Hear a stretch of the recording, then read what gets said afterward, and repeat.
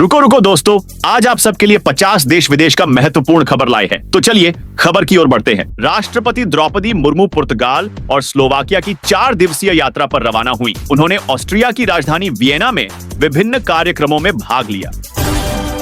दिल्ली में इस सीजन की सबसे ज्यादा बिजली मांग दर्ज हुई, जो 5029 मेगावाट तक पहुंच गई। गर्मी के कारण खपत में तेजी देखी जा रही है।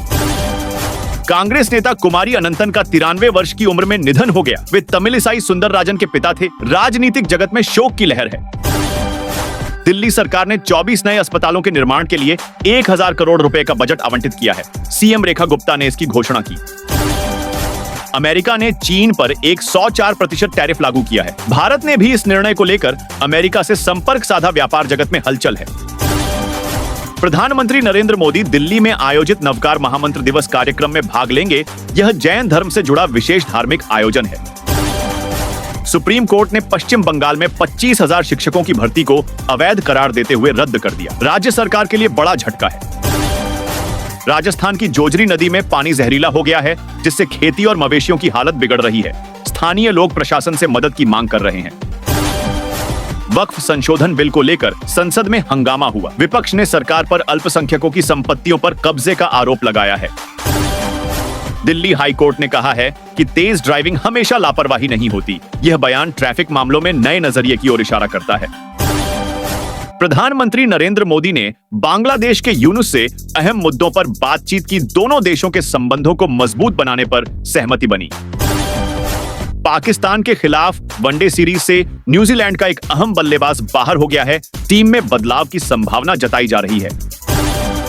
सीआरपीएफ के 3,25,000 जवान अब डीजी से सीधे बात कर सकेंगे। इसके लिए नया संचार तंत्र स्थापित किया गया है। राहुल गांधी ने ट्रंप के टैरिफ फैसले को भारत के लिए नुकसानदायक बताया और सरकार से पूछा कि वह इस पर क्या कार्रवाई कर रही है।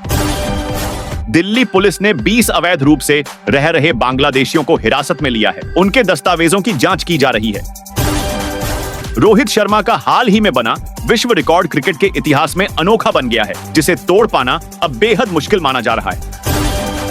आमिर खान को एक मिस्ट्री गर्ल के साथ जन्मदिन मनाते देखा गया। फैंस में उत्सुकता है। अब तक लड़की का नाम सामने नहीं आया है।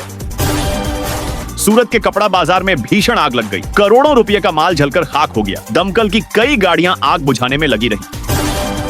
क्विंटन डी कॉक आईपीएल इतिहास में पहले ऐसे खिलाड़ी बने जिन्होंने नया रिकॉर्ड रच दिया। उनकी पारी को लेकर क्रिकेट जगत में तारीफ हो रही है। श्रीलंका सरकार ने स्पष्ट किया है कि वह अपनी जमीन का इस्तेमाल भारत के खिलाफ नहीं होने देगी। इससे दोनों देशों के रिश्तों में मजबूती आई। अमिताभ बच्चन ने मनोज कुमार को श्रद्धांजलि देने पहुंचे। अंतिम दर्शन में बॉलीवुड के कई सितारे शामिल हुए। माहौल भावुक हो गया। रविशंकर प्रसाद ने वक्फ बोर्ड पर बयान देते हुए कहा कि मस्जिदों को कोई नुकसान नहीं पहुंचाया जाएगा। यह केवल पारदर्शिता लाने का प्रयास है।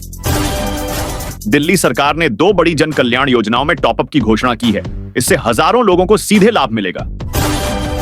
प्रधानमंत्री मोदी ने एक रैली में तमिलनाडु के मुख्यमंत्री एमके स्टालिन पर निशाना साधते हुए कई गंभीर आरोप लगाए हैं।